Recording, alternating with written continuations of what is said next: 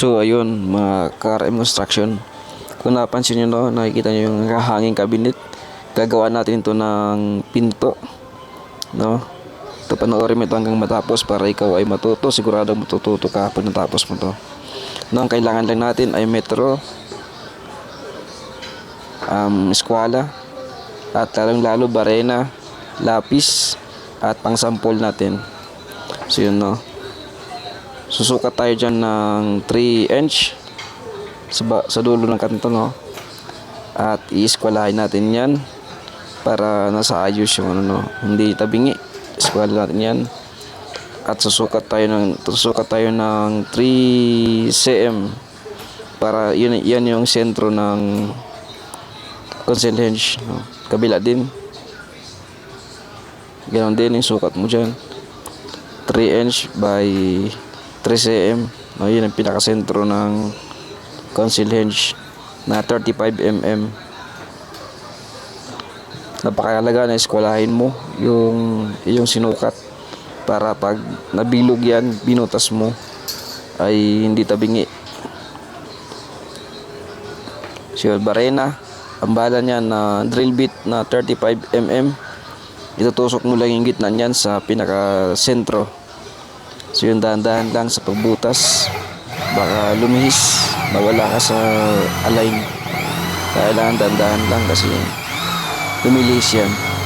So, huwag mong bibiglain, baka ikaw ay tumagos ang iyong pagbubutas niyan.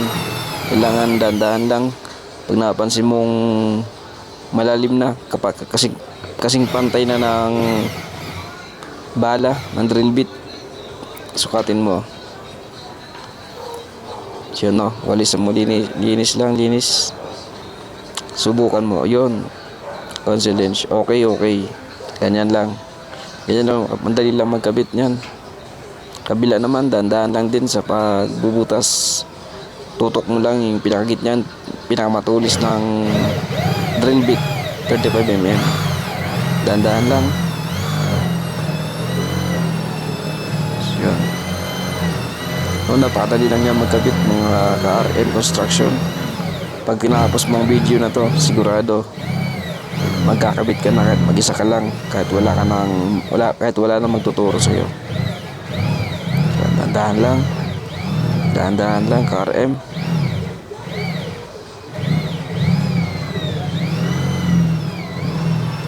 Dahan-dahan lang dyan kasi minsan yung barena kumukontra yan. Pag naipit, kailangan dahan-dahan mo lang.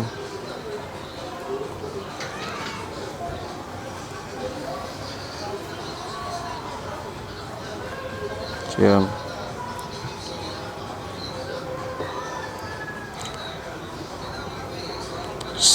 isusubok lang kasi na dahil kulang pa, balikan mo, kulang pa na konti.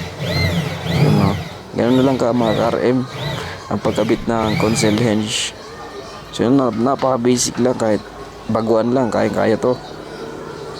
Yun, pero wag mo lang kakalimutan yung mga sukat mga KRM. Yun, goods na. So yun, kakabitan natin ang console hinge. So ngayon, ito na, kakabitan natin yung console hinge.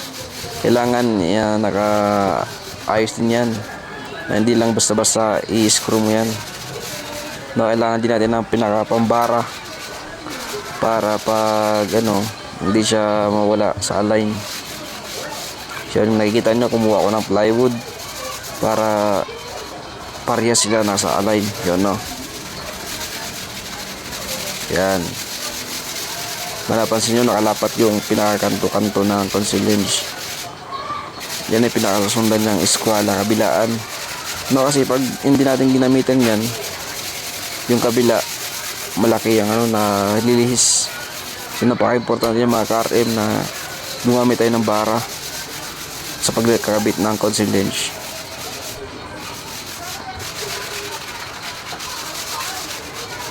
Madali lang yan. So yan no, yun, okay na. Ikakabit lang natin mga KRM ang ating pinto. So yun no, yun, nakabit na mga KRM construction no. Makikita nyo na nakakabit ng ating mga pinto. So yun lang mga KRM. God bless.